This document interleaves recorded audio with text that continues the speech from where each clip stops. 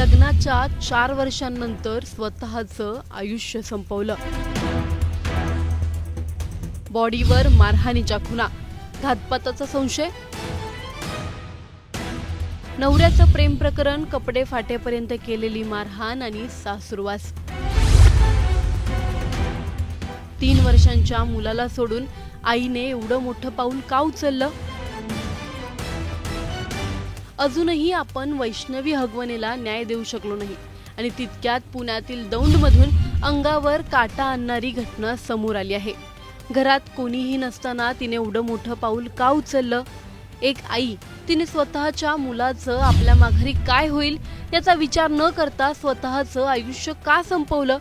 असा कोणता त्रास तिला होत असेल की तिने जग सोडण्याचा निर्णय घेतला?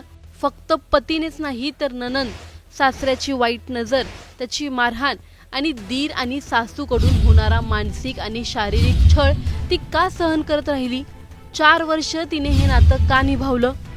तिने हे सर्व सहन का केलं आणि तिच्या या दुःखाचा शेवट नेमका कसा झाला?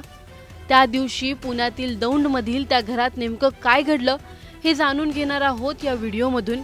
व्हिडिओ शेवटपर्यंत नक्की पहा आणि टाइम्स नाऊ मराठीच्या सर्व माध्यमांना सबस्क्राइब आणि फॉलो करायला विसरू नका। मुलगी हे परक्याचं धन असतं।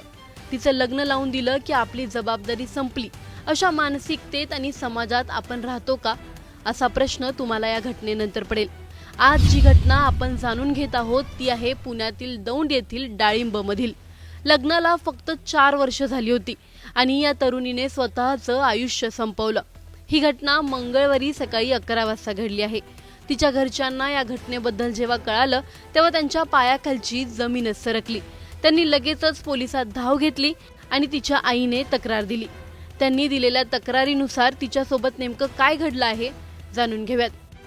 समक्ष यवत पोलीस स्टेशन येथे हजर राहून फिर्यादी जबाब देते की वरील ठिकाणी मी माझे माहेरी भावांसोबत 12 वर्ष एकत्रित राहणेच असून शेतमजुरी करून त्यावर माझे कुटुंबाची उपजीविका करते। माझे पती हे सन 2024 मध्ये आजारी असल्याने मयत झाले असून मला 8 मुली असून त्यापैकी 3 मुलींची लग्न झाली आहेत।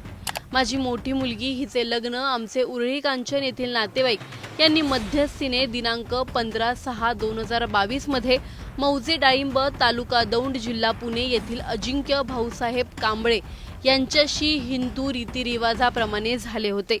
लग्नानंतर त्यांचा सुरळीत संसार चालू होता, परंतु काही दिवसांनी माझे मुलीचे पती अजिंक्य हे दारू पिऊन दुसऱ्या महिलांशी संबंध ठेवू लागल्याने त्यांच्या दोघांमध्ये वाद होऊ लागले। त्यानंतर माझे जावई अजिंक्य कांबळे हे माझी मुलगी हीच दारू पिऊन तुझ्या आईने लग्नामध्ये काहीही दिलेलं नाहीये, लग्नाचा सगळा खर्च आम्हीच केला असं म्हणून माझ्या मुलीचा वारंवार मानसिक छळ करून मारहाण करीत असत।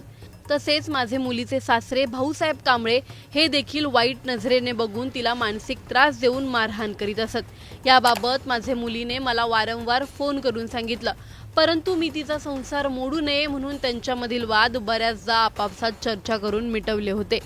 त्यानंतर काल दिनांक 8/6/2026 रोजी सायंकाळी 5:30 वाजताच्या सुमारास मला माझ्या मुलीचा फोन आला।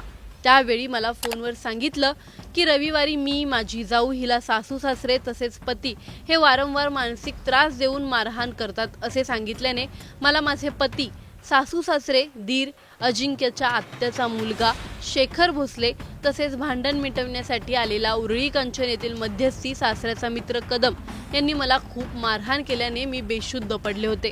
मला दवाखान्यात सुद्धा नेलं नव्हतं।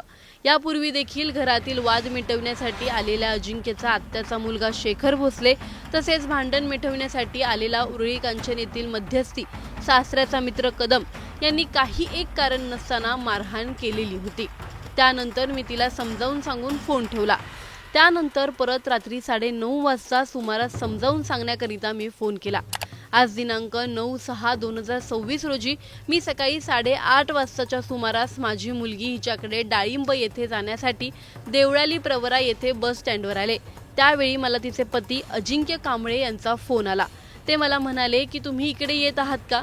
तिने स्वतःला संपवलं आहे। त्यावेळी मी माझे नातेवाईकांना सांगून लगेच देवळाली प्रवरा येथून बसने निघाले। बसने येत असताना मला समजलं की माझ्या मुलीला यवत येथील सरकारी दवाखान्यात उपचाराकरिता आणलं आहे। त्यानंतर मी यवत येथील सरकारी दवाखान्यात आले तेव्हा माझी मुलगी ही मयत झाल्याचं मला समजलं। त्यानंतर झालेल्या प्रकाराबाबत तक्रार देण्याकरिता यवत पोलीस स्टेशनला आली आहे।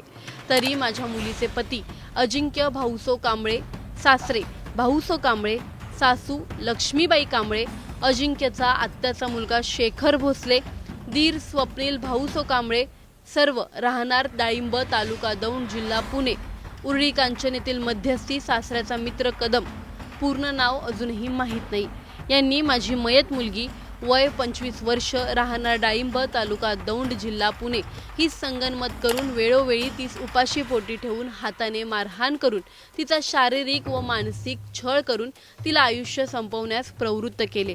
म्हणून वरील नमूद इस्मांविरुद्ध माझी ही कायदेशीर तक्रार आहे। या घटनेतील नातेवाईकांशी संपर्क साधता असं समोर येत आहे की तिच्या शरीरावर मृत्यूपूर्वी मारहाणीच्या जखमा आहेत, पण पोलिसांनी काही त्यांना त्याचे फोटो काढू दिले नाहीत। तिच्या शरीरावर या घटनेपूर्वी फाटके कपडे होते। रविवारी देखील तिच्या नवऱ्याने तिला दारू पिऊन मारहाण केली होती।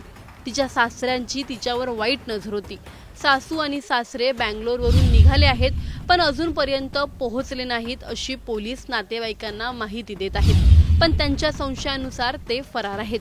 तिच्या फरार असणाऱ्या नवऱ्याला आज म्हणजे 10 जून 2026 रोजी 11च्या सुमारास पोलिसांनी अटक केली आणि तिचा फरार असणारा दीर देखील आता पोलिसांच्या ताब्यात आहे। वरील घटना ही त्या मुलीच्या आईची कायदेशीर तक्रार आहे। यावरून तिच्यासोबत नेमकं काय झालं याची आपण फक्त कल्पना करू शकतो।